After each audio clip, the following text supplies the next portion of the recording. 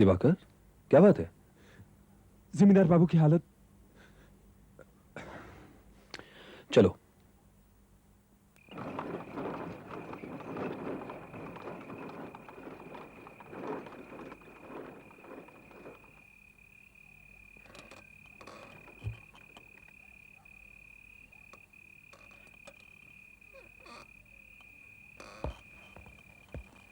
कहाँ है वो? अंदर है वकील बाबू, चलिए।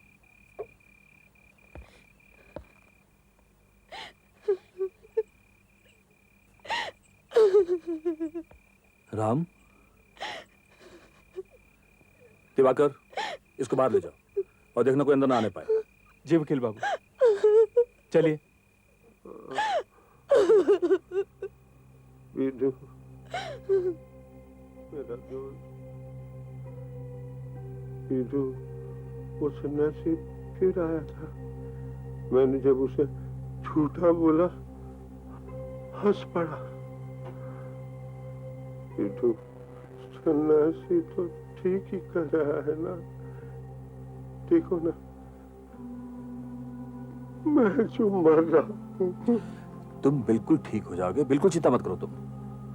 मगर वो सन्यासी की दूसरी भविष्यवाणी, वो झूठा है, मक्कार है, फरेबी है। नवीन, तेरा ही तो बेटा है।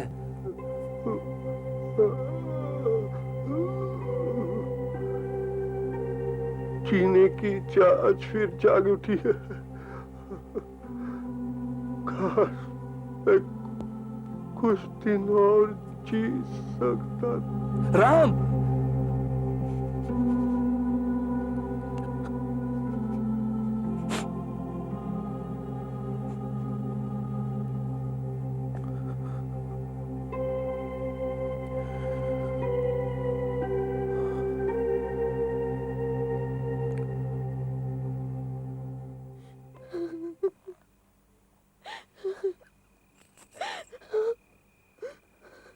किसी को इस बात का पता नहीं लगना चाहिए कि जमींदार रामकमल सिंह की मौत यहां हुई थी, समझी? दिवाकर, जाकर अपने मालिक को ले आओ।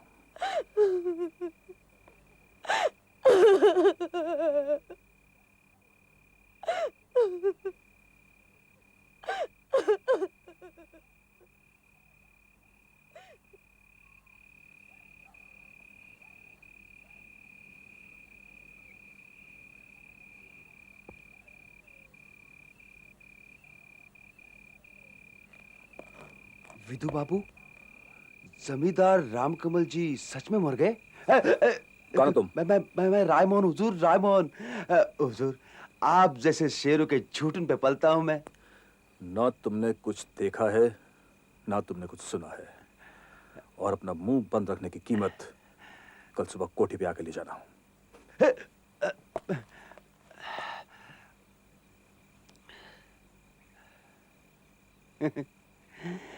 रायमोहन, आज की रात तुम्हारी जिंदगी में नया सवेरा देने आई है।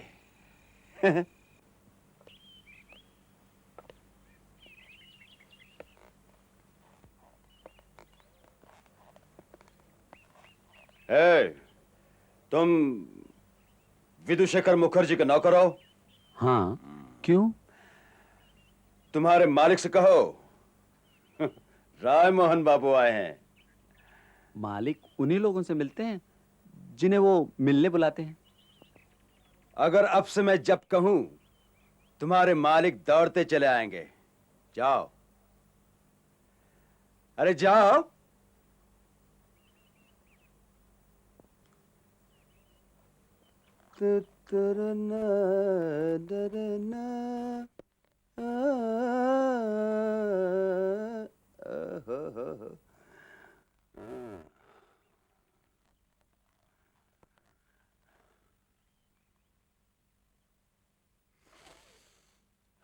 वाह वाह।